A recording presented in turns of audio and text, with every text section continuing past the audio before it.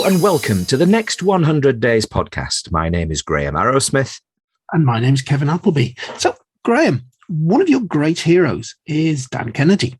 Mm-hmm. And Dan wrote a book called Renegade Millionaire, 7 Secrets to Extreme Wealth. Now, I thought it'd be a good idea if we talked about that as part of our series of doing business with the affluent. Yeah, well, it's a book that's covering quite a few things and a few concepts. And I don't think we'll get through them all today, but it's interesting that the foreword in this book was given by a previous The Next 100 Days podcast guest, Mr. Adam Whitty. And you'll remember that Adam talked to us about authority. And he's almost seen Adam as, I think Dan Kennedy sees him as a bit of a son that he probably never had. So, but Adam was great value, and it'd be worth listening to his podcast, which we'll reference in the show notes. But yeah, I mean, this book, The Renegade Millionaire, it's subtitled 7 Secrets to Extreme Wealth, Autonomy, and Entrepreneurial Success. And it's written along with Lee Miltier, who basically is a long-time sort of friend and co-worker with Dan Kennedy. And she's quite a well-established, formidable lady in her own right. Yeah. So at the beginning of that book, Dan starts talking about the hierarchy, the triangle that puts the Renegade Millionaire up in the top 5%. Can you tell us a bit about that triangle, Graham? Well, it's variously known, but basically it's known in this book as a money pyramid.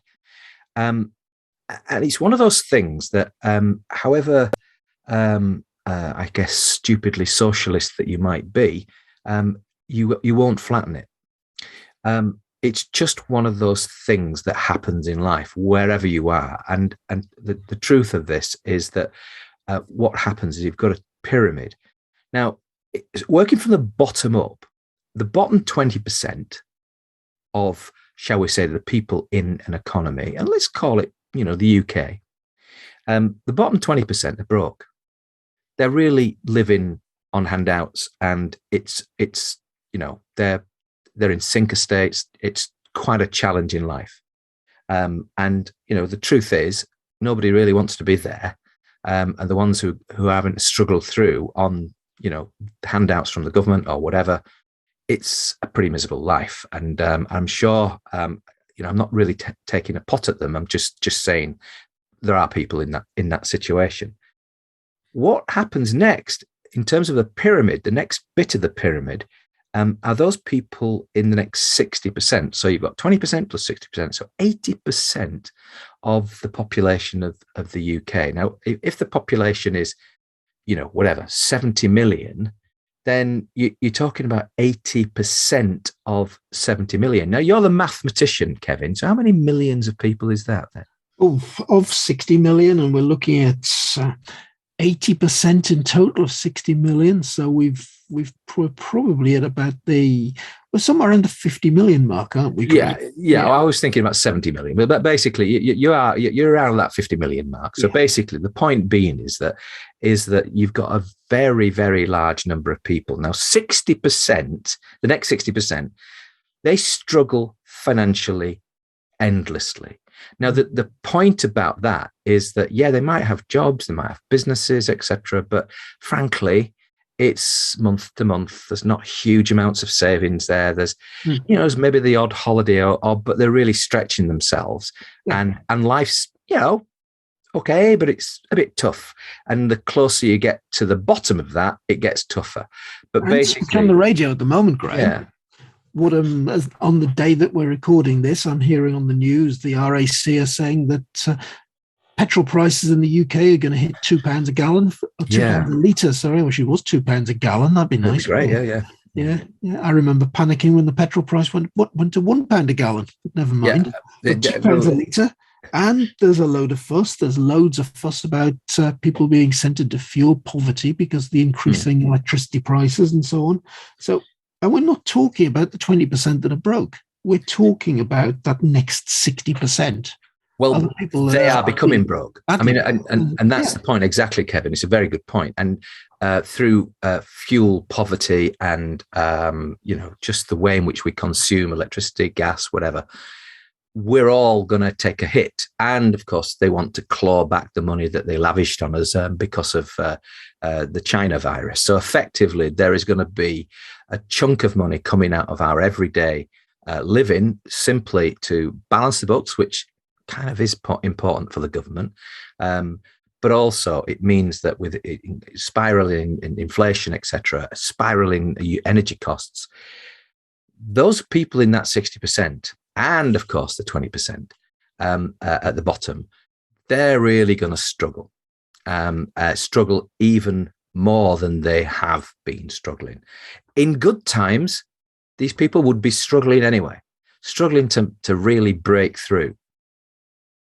Now, once you get past the 80%, you're into the 20% at the top, and this goes for any economy. If you're in France or Germany or whatever, United States, it's like this. You could argue it gets a little bit more extreme in some countries rather than others, but basically it's like this. The next 15%, that'll take us up to 95%. The next 15% are earning a good living. They can get by. I mean, they basically, they don't really, I mean, you're talking about your professionals there, people with good businesses, people who've effectively maybe just a little bit older and have built some wealth, and they're, lawyers, dentists, as I say, business people, entrepreneurs, and they're making their way. And, they're not going to have to make a choice between, paying for, some sort of, emergency treatment and eating the next meal. It's not that kind of discussion. They have enough money to get by, and from that point of view, they're doing okay, and they'll continue doing okay until they shuffle off this mortal coil. So that's the next 15%. And when it comes to my own business, Kevin, those people who are earning that good living are what I would call the affluent.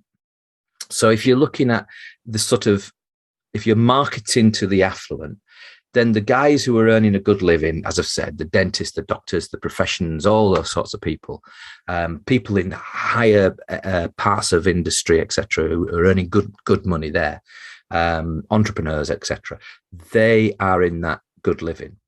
Now, of those people, those are the 15%. But if you're thinking about those types of people, above them become there's 4% that are prosperous. Now that's more than a good living. They're doing really well. They've had good bonuses. They basically are living in very, very smart houses, etc. If you're thinking about it in terms of your own council tax banding, these are the people who are probably living in council tax band G, maybe F and G. So if you're living in that and you're looking around the people outside your window, they're probably also in that type of property. So your area is going to be a prosperous area. And that's 4% of the population, probably slightly more people relatively in certain parts of the rurals and in particular parts of metropolitan cities. Very, very, I'm thinking now of places like Holland Park and that type of thing in London. Those areas of London that are doing particularly well. And then right at the top, Kevin, which is probably where you are, is the 1%. 1%, they're the rich 1%, and they basically, they're seen as evil by everybody because basically, they're making substantial money, and they're millionaires and above. So millionaires, multimillionaires, and then of course billionaires and so forth. And right at the top of that pile, if you were talking about it in terms of the world economy, you'd have one Elon Musk, or you could argue one or two other people, but basically that type of money. The interesting thing about this, Graham, is how the 80-20 rule applies. Now, you look at this and say 80% are in the struggling financially, endlessly, or broke category. Yeah. Okay. The top 20% are in the category that you've associated with the potential customer base for your business. Yeah. We can even take that 20%. If you just take that 20% alone, the 80-20 rule applies again. No? 20% are rich and prosperous versus the 80% of that community that earn a good living. Yeah. Take the rich and prosperous. Again, the 80-20 rule applies. Well, I mean, the ideas of the 80-20, of course, it's a Pareto thing.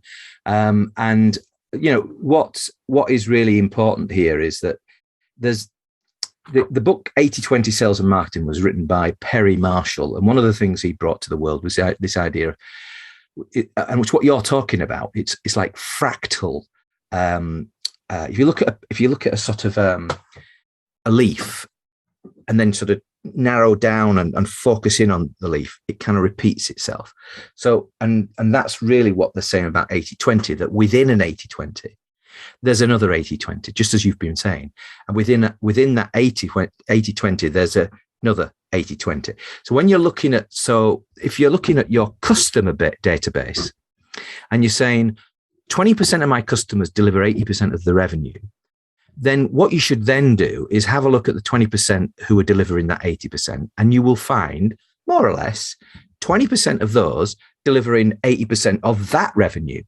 And then you look again at those 20% and it'll be an 80-20 as well, broadly speaking. Now, this is so it's a practice that is really well known, but perhaps not that well understood. I think most people talk about 80-20 and they kind of get it, but it's actually one of those things that repeats in nature. And that's one of the things that you start thinking about when it comes to the money pyramid.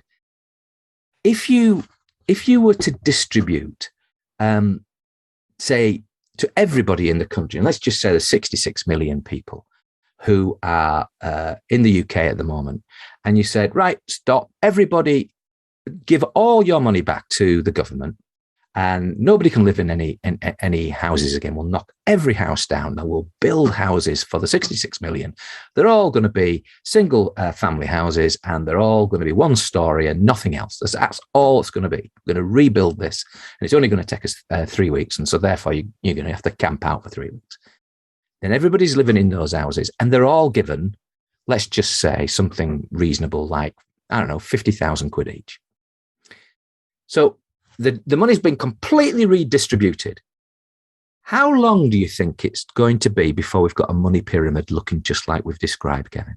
Well, it actually doesn't take very long at all, Graham, because you just need to look at what happened in the Soviet Union as the political system changed, and how quickly the Russian oligarchs emerged.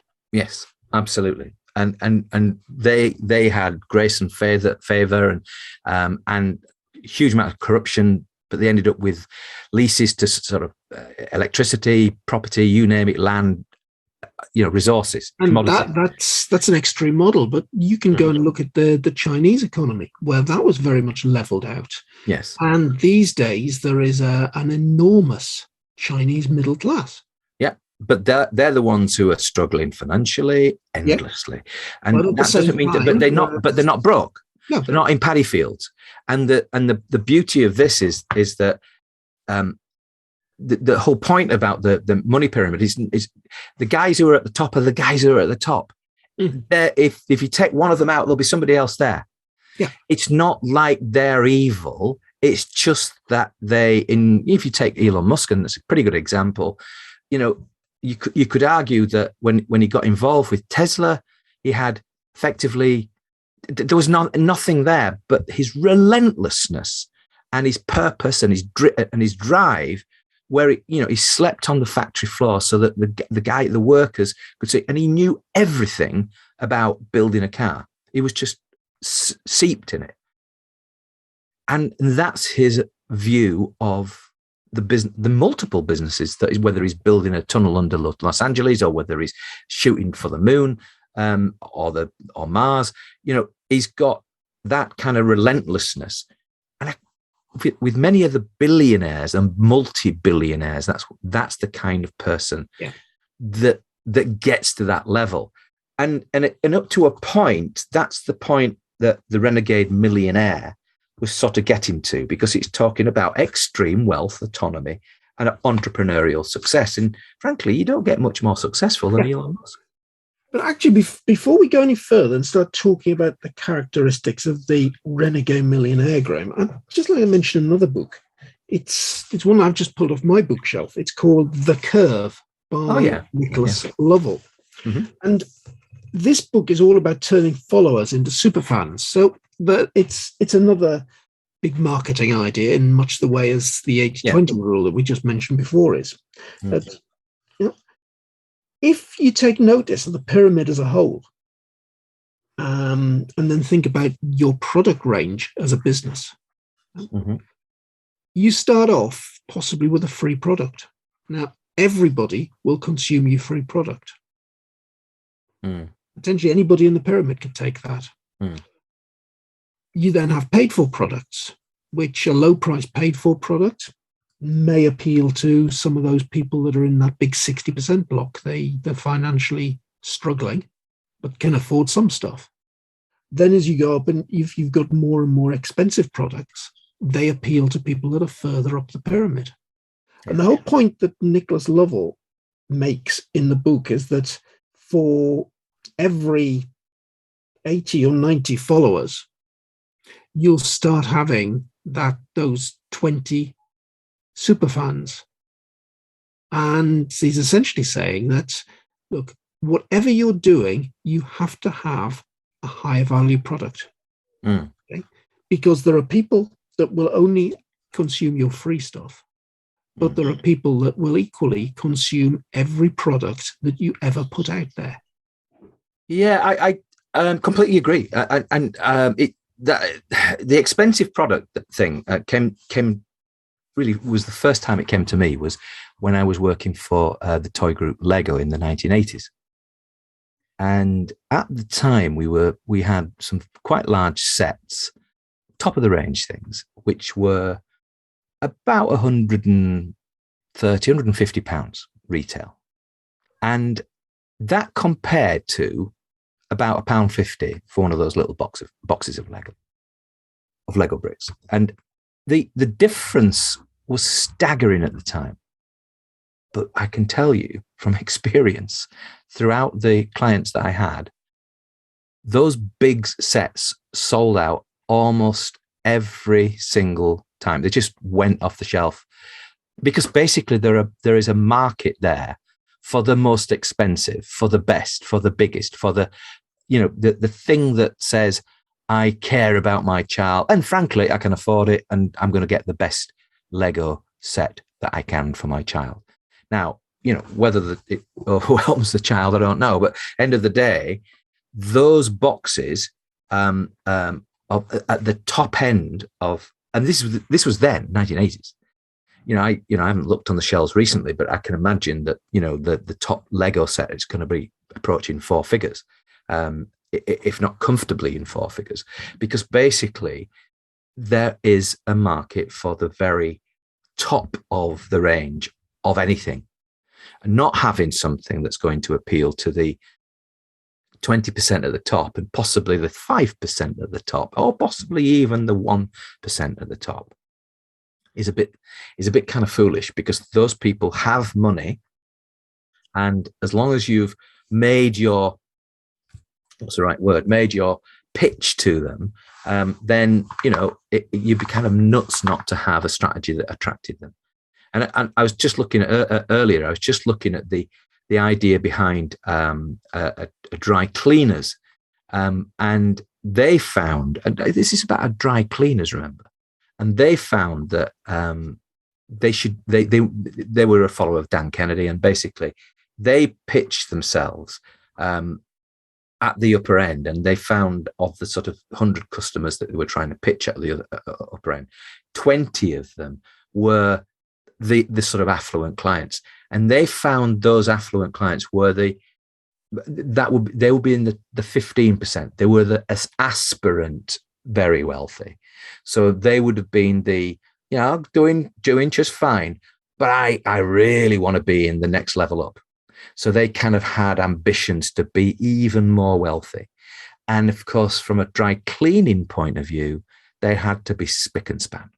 And so basically they felt it was money well spent on dry cleaning, so that they were always looking their absolute best in any situation. So I think it's interesting that there are niches of people within niches of business. So you might be in the dry cleaning business, but some of your most profitable 80-20 type customers are going to be coming from these top 20% of people in the affluence market. As I look at some of the stories that Nicholas Lovell tells in the Curve, Graham, some of the things are about musicians. We're talking rock bands, and we're talking about bands that have given away loads of material for free.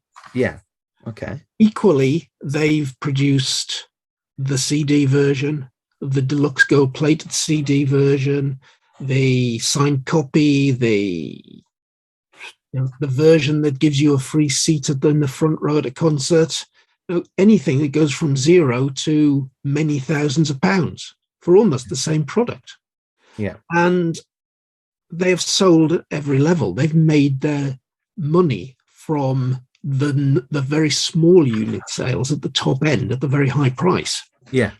But one of the points that comes over, and I think you probably put this back onto Lego, is that if you don't have that kind of bulk brand, you're actually stopping yourself having the top end brand. How many of those really expensive Lego sets would have been sold if Lego hadn't produced the mass appeal of all the smaller sets that are going to nearly every child?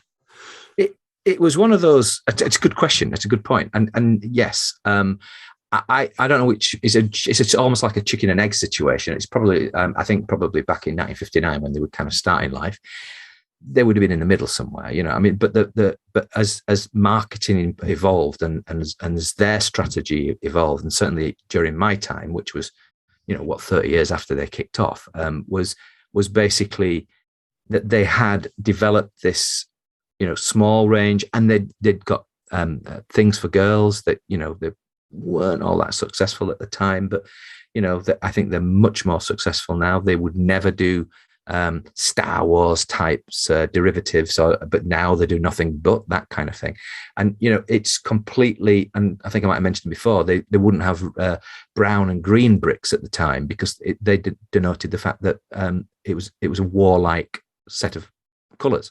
And so they wouldn't do that, and they were an anti-war company. You wouldn't call them woke by any means, but basically just didn't want to encourage using their bricks for war. It's all about building creativity and a new toy every day.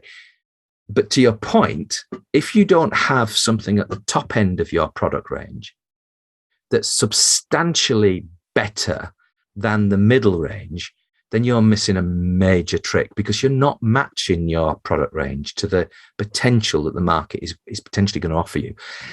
And guess what? We're going to, I've been talking to a financial advisor today about my situation, and effectively, we are looking at a situation which is quite uncertain in the next few years. What do you do? Now, the one thing that product owners and service owners should be thinking about is, right now, the economy is looking a bit uncertain, right? We've got high inflation and all kinds of other things going on.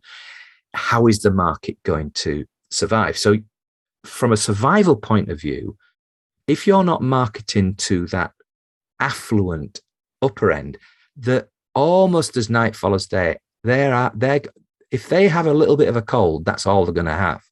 They're not going to be put under. Some might lose a lot of money, but the truth is the majority of those people will do just fine. So why wouldn't you want to market to those people? And, they might tighten their belts a little bit, but they still have loads of opportunity to invest in other products that you might have or be able to develop over the next few years. And if you don't have them, you should be thinking about them right away, because if you don't, when it comes to the shakedown and everybody's, and everybody's going to be suffering a bit, then you're probably going to be at a greater disadvantage because you don't have affluent clients. Yeah, I'm thinking of another podcast guest that we had on a few months ago now, and I've done a lot of work with him, Justin Noble at Scalable Scenery. Now, Justin has a product range that is mostly fairly low value things, but he's got a few high value things, and he's dealing with a fairly typical hobbyist client base. Mm-hmm. And that hobbyist client base probably follows the 80-20 pyramid very nicely. Yeah. Particularly as a lot of his customers who've managed to find time on their hands to go into scale modeling in a big way are probably retired folk. And a lot of them are on pensions, and they're feeling that pension's not what they used to earn, and they'd like to buy a lot more. But equally, at the top end of that hobby, there are some very affluent folk. People like Jules Holland, Rod Stewart, so on. But Justin has probably the vast majority of his products are what I call pocket money products. Yeah? There's a lot of things you can go onto Justin's website and you can buy for under £10. But equally, he's got products that will sell for over 100, getting on for 200. Now, thing is that, great, you've got your affluent customer who'll come along and probably won't think twice about buying something for £200, £300 for their hobby if it's the right thing. Equally, though, in the period of financial pressure where it might be harder to do business, having those pocket money products is actually very useful. Yeah. Because, people kind of say, have I got a business case for spending 200 quid? Have I got a business case for spending a tenner? No, that's a no-brainer. So, there's the flip side in difficult times of having to have expensive products that says also have things around that really are such good value for money for most people that there's no real thought in the purchasing decision. You're not wrong, but actually, the key thing to remember is that when you've got that sort of curve of customers and affluence and people who are buying from the likes of Justin or anybody else, yes, they might buy some of those mid-range, lower-range product, lower-price products, but the customers that spend the most with him will be buying the 200s, will be buying more frequently of the smaller ones. So effectively, their spend with him will be that bigger because they can afford to have not just, a small, circular track, but a complete, shed's worth or whatever, or a house's worth. I mean, I don't quite know how big your set is, Kevin, but it might be a garage full. But if you imagine having, a much bigger set, the guys with the money are going to have that type of outfit. So in other words, it's always, whether you're in recession or whether you're in good times, it's always a good idea to market to the affluent because they will spend more money with you in the longer term. So moving swiftly along, what Kennedy says in this book about a renegade millionaire, because what do you remember he said, Kevin? So if I said to you, what's a renegade millionaire, what would you say? You've got to concentrate on that word renegade. Yeah. Yeah. If we take the lesson out of the pyramid that says, 95% are broke, struggling financially, or just making a good living. The millionaires are in the top 5%. Yeah. So you have to become a millionaire. You have to be thinking differently, acting differently to 95% of the population. Yeah. So just because people are telling you that's the way stuff gets done, you kind of got to be bold enough to ignore that and do things differently. And that's what the renegade bit is all about. You're absolutely right. Now, just think for a minute, if you go back through your life, who's influenced you? School teachers, maybe people at college, your friends, associates, family, all kinds of people that you've met, librarians, people in shops, people down the pub. What this is saying is that 95% of those guys really have never made it, never will make it, probably never will make it. And basically, their advice to you isn't advice that you as a renegade millionaire would want to take on board, because basically you're not listening to somebody who's done it. So the whole idea of the renegade is that you're actually it sounds like, oh crikey, this is not very politically correct or socially squishy, but it's not supposed to be. We're talking about how wealth is effectively earned and distributed, and to understand the mindset of one of those people in the top 5%. Renegade is, you'd almost think of renegade as being a bad word, but it's not really, because it's just another word, in my view, for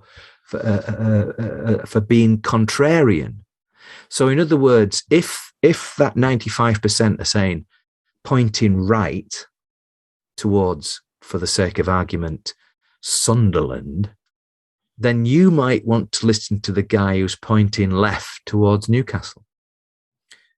For no other reason than the riches are in Newcastle and the route to ruin is in Sunderland. Now, I'm sorry to those people in Sunderland who might be listening, but the point being is that the majority of people are usually and often wrong. So the people to listen to are those who've already got there. If you had a friend who looked and sounded a bit like Elon Musk, then he'd be worth listening to. And he'd be, and his story would be worth researching and figuring out as to why he got there. And this brings us to a very interesting point in terms of doing business with the affluent, and why in this series, Graham, we're going to have to be very careful at how we choose the guests that are going to be part of this. Yeah. Because there are lots of business coaches, marketing advisors, so on and so forth, that are around. But if we take that idea that 95% of people don't make it, that means that effectively 95% of the advice out there isn't the advice that you want. Yeah, I think there's a certain amount of truth in that. But there's 15% of that 95% who are still in the doing okay level. Yeah. Yeah. So I mean, they're doing okay. But I do understand the point you're making, and you're not wrong. But if you wanted to become rich, or super rich, in my terms, that would be ultra high net worth, then effectively they have some uniquenesses, which I'm sure we'll touch on, if not in this particular podcast, but in future ones. But there is some core premises of being a renegade millionaire, and one of the ones is the majority is always wrong, as we've touched on. The second one is that breakthroughs come from outside of business, not inside. And most people get into a business and they're adaptive to how things get done around here. The classic example is estate agents, that you're becoming an estate agent, and then you promptly do what other estate agents do. Yeah. And funny, I've just done a series of webinars for something we call Future Finance Function. Okay. And a series of webinars have been all about business change, Graham. Yeah. And the final one in the series, I talked about embedding change and all about culture. And the powerful thing about culture is that it indoctrinates everybody automatically. Yeah. So as you say, you're an estate agent, you're inside the business, you start doing what estate agents do. Yeah. Culture is incredibly difficult to break out of. The idea when you join an industry and somebody says, oh, you should join the industry association. Well, that becomes a sort of a methodology, if you allow it to actually make you a bit like everyone else in that industry. Here are rules to follow. This is how we do things around here. And the theory of crowds is that, and the first point here is the majority are always wrong. Then, because if the majority were always right, you'd have an inverted triangle, wouldn't you? You would. And most people are not super wealthy. So that tells you the majority are all. Right. You mentioned estate agents there. I'm thinking again, previous guest on the podcast. Estate agency across the English Lake District. Oh yeah, Sam. Yeah, Jones. Yeah, and there's an example of an estate agent who really did think differently. Yes, she has, and partner Phil have done a remarkable job. Ashdown Jones in the Lake District, and yeah, they just do things differently, and they've grown like Topsy. So the thing about being a renegade millionaire is this. As I said, the second thing is break or treat the shackles of your industry with disdain. The third thing is about marketing is your business. If you're a dentist, your business isn't filling teeth. Your business is the marketing of your business. So you're trying to attract people. So if you want to be in the 1%, having a flourishing single office, you're probably going to do okay. You might be in the 15%, but you're not necessarily going to be in the 1%. Yeah. And I think the idea there is that if you can actually market the range of services that you're offering in that sort of dentistry field, or whether you're a jeweler, or even when you're a estate agent, then if you can actually think of the marketing of jewellery or dentistry or financial advice, whatever it is, you're much more likely to come up with a solution that actually attracts huge numbers of people to your business, and you then become that 1%. Sorry. And if you think of yourself as a dentist, fine, you're going to do some great work. But if you think of yourself as a marketer who happens to work with teeth, yes, then you've automatically put yourself into probably the only the 1% of dentists that think that way. And inevitably, they're the 1% who are making the most money. They've got most stores. They've got, effectively, they've got other people working within their business, and they're actually operate. Their business is the marketing of dentistry, not dentistry. So that's just a sort of a concept. Sometimes you have to get your head around in any single business. It's very difficult, and I've fallen foul to it as well. You get into the detail, into the weeds. You forget what you're really doing, and so it affects us all. So realistically, it's something that if you allow that thought process, then that's another reason why you might be closer to becoming a renegade millionaire than otherwise. So marketing is the business. I guess one of the other things, and this is sort of speaking to the area of my business, is they only use direct response advertising. They're not. You get into back into the estate agency business and back into any business. Guess what people tell you? You've got to get your name out there. How actionable is that?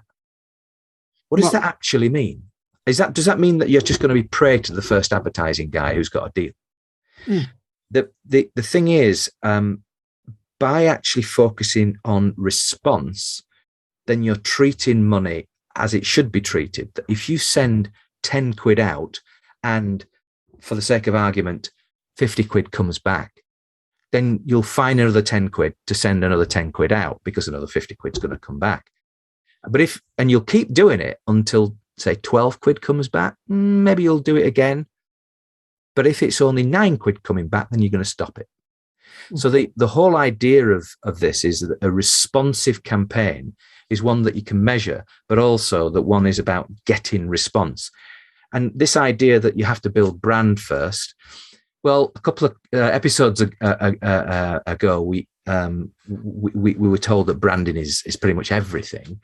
Well, I would beg to differ that I think you can earn a brand through the experience of your services by actually focusing on direct response. But that's just my view. Yeah, I'd give a slightly different take on that, Graham. And I'd say there are two sorts of marketing.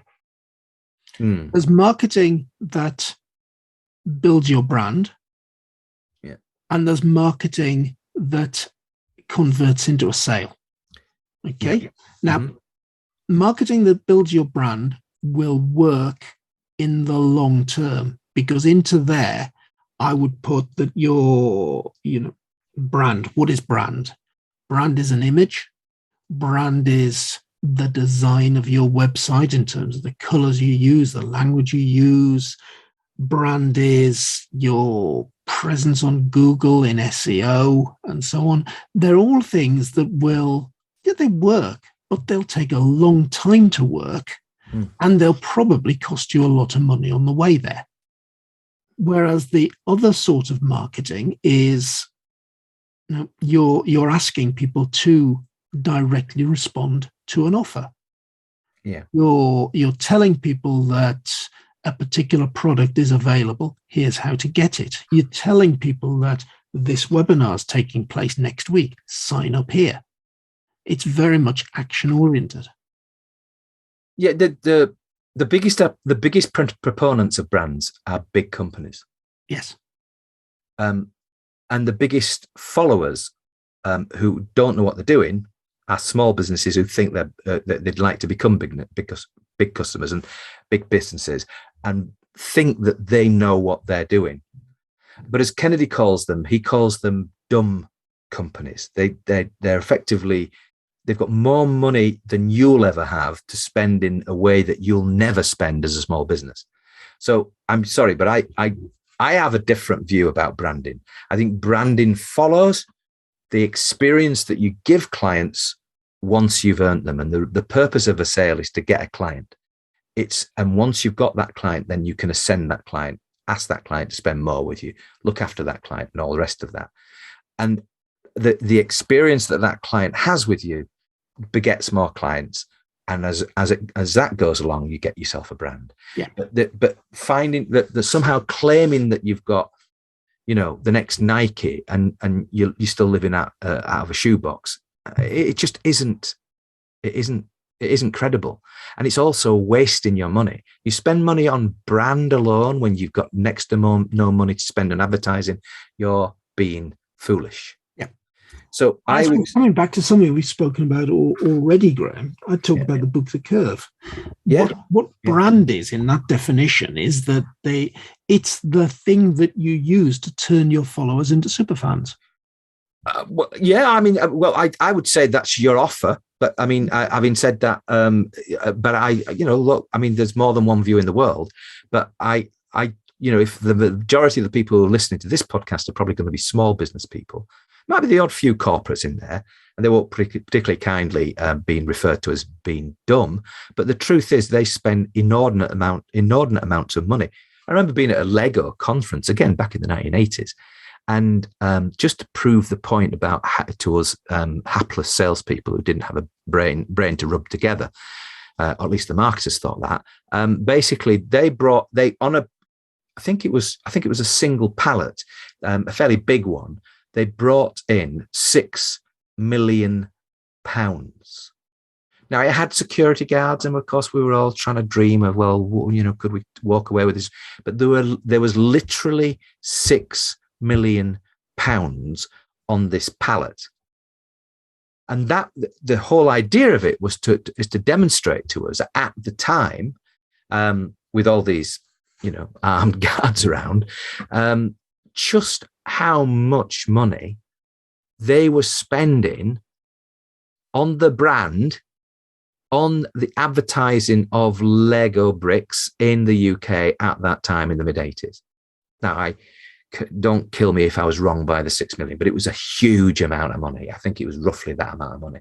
The point being is that when it comes to purchasing advertising on through media, then 6 million buys you proportionately more than 6 million. It's leveraged up sort of thing. So effectively, they had a huge marketing budget which they were spending, but they weren't invented in the 1980s. And could they have done things differently back in the 1980s? Yeah, I think they probably could, but they hadn't. Actually, I was the first person, I think, ever in the UK, at least, that had done a direct response marketing campaign, the first one ever. And as it happens, it was by then I'd moved into an education team, and it was to teachers. And we got a 30% response to teachers in a local area to come to a stand where we were exhibiting a new, I think it was Lego Control logo, which was basically where you would connect it through an interface, and you could actually program the Lego bricks to do flashlights and spin and all kinds of different things. Really quite interesting stuff. But people turned up at the stand, and that was a really interesting campaign. Could they have done things like that back in the 80s with even greater success? Knowing who their clients were, who their best clients were, who the clients were who are likely to buy the biggest things. Would they have needed to spend £6 million of above the line advertising? And the thing is, the debate then is almost, well, who knows? But the thing is that as a small company, you can't go and spend the equivalent of £6 million and hope you're going to become a Lego. You've got to be able to use your money tactically, strategically to get you to the place that you need to be. And that's through direct response marketing. That's why they say here in the Renegade Millionaire book that the only form of marketing that you should be doing is direct response. So you can measure the growth of your advertising, measure the advertising that you're doing relative to the market and the growth you're achieving. So there's probably more than one argument on this one, Kevin, but I guess we should move along. Graham, I'm just thinking that we've covered the concept of the pyramid, we've covered the concept of Renegade, and we've covered 2 or 3 of the 7 secrets. Yeah, I think there's a second episode in here. Probably, and I look forward to that, and it'll come soon. It's a fascinating area, and it develops views, and we'd love to hear your views about what we're saying. So, if you disagree with us, or if you like, to put a contra view, come along, join the podcast, because we would love to have a debate and a conversation about other ways that would help businesses in particular in the next few years when they're going to struggle relative to where they've been in the last few years. What should they be doing? Absolutely. So, Graham, that has been a fascinating introduction to the concepts of Dan Kennedy and the Renegade Millionaire. So I definitely think we'll come back and we'll cover those other 4 areas. Yeah. Okay. Well, let's do that. Kevin, it's been great. And today, I've been Graham Arrowsmith. I've been Kevin Appleby. Goodbye. Goodbye.